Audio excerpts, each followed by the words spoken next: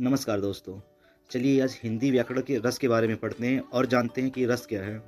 दोस्तों ये रस जो व्याकरण हिंदी का होता है काफ़ी कठिन होता है, लेकिन मैं आज आपको बहुत ही सरल तरीके से ट्रिक के माध्यम से ऐसे सरल तरीका बताने वाला हूं दोस्तों, जिससे आप पढ़कर कभी नहीं भूलेंगे। तो दोस्तों वीडियो को आप लास्ट तक देखिए और मेरे चैनल से जुड़े रहिए दोस्तों। नमस्कार दोस्तों, अब बात करते हैं रस की और जानते हैं ये रस क्या है। दोस्तों आपने सुना होगा कि हर एक में रस होता है। रस का अर्थ स्वाद या आनंद से है। जैसे हम किसी भी चीज़ को खाते पीते हैं तो उसमें आनंद आता है, सेम वही रस है। अब देखिए रस की परिभाषा पढ़ते हैं हम। दोस्तों जिस काव्य को पढ़ते, सुनते अथवा देखते समय जो आनंद की अनुभूति होती है उसे ही रस कहते हैं। अर्थात जिस काव्य को हम पढ़ेंगे, सुनते समय या देखते समय जिसमें हमारा मन आनंदित होता है उसे हम रस कहते हैं। ठीक है दोस्तों, रस के 10 प्रकार और 4 भेद होता है। 10 प्रकार होते हैं दोस्तों और 4 भेद होता है। ध्यान से सुनिए दोस्तों, 4 भेदों के नाम देख लेते हैं। 4 भेद के नाम में स्थायी भाव, विभाव, अनुभाव और संचारी भाव है दोस्तों। संचारी भाव का एक दूसरा नाम व्यभिचारी भाव होता है, जो अक्सर एग्जाम में पूछता है, जिसकी संख्या 33 मानी गई है दोस्तों रस के 10 प्रकार होता है और प्रत्येक रस का अपना एक स्थायी भाव भी होता है दोस्तों।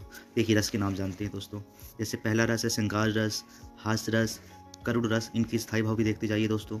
श्रृंगार रस का रति, हास्य रस का हंसी, करुण रस का शोक, वीर रस का उत्साह, रौद्र का क्रोध, विभत्स रस का जुगुप्सा, भयानक रस का भय, डर भी कह सकते हैं दोस्तों, अद्भुत रस का विस्मय और शांत रस का निर्वेद होता है दोस्तों। और एक लास्ट में अंतिम में वात्सल्य रस है, जिसका स्थायी भाव वत्सल और या प्रेम कह सकते हैं।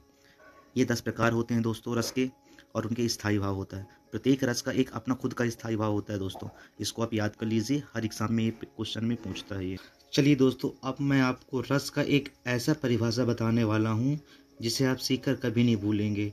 एक ऐसी परिभाषा है दोस्तों जिसमें आप 10 रस की परिभाषा बहुत ही आसानी से बना सकते हैं। दोस्तों ये एक सिस्टम, इस सिस्टम को चलिए समझते हैं क्या है। इस हृदय के हृदय में खाली स्थान नामक स्थायी भाव जब विभाव, अनुभाव, संचारी भाव से संयोग हो जाता है, वहाँ ये रस होता है। अर्थात हम जिस किसी रस का भी हम अगर परिभाषा बनाते हैं तो केवल इतने में क्या करेंगे दोस्तों, उस रस का स्थायी भाव यहाँ लिख देंगे और अंत में यहाँ उस रस का नाम लिख देंगे। इस प्रकार हमारे सभी परिभाषाएं बड़े आसानी से बन जाएंगी। जैसे दोस्तों चलिए श्रृंगार रस की बात कर लेते हैं कि श्रृंगार रस का स्थायी भाव रति है।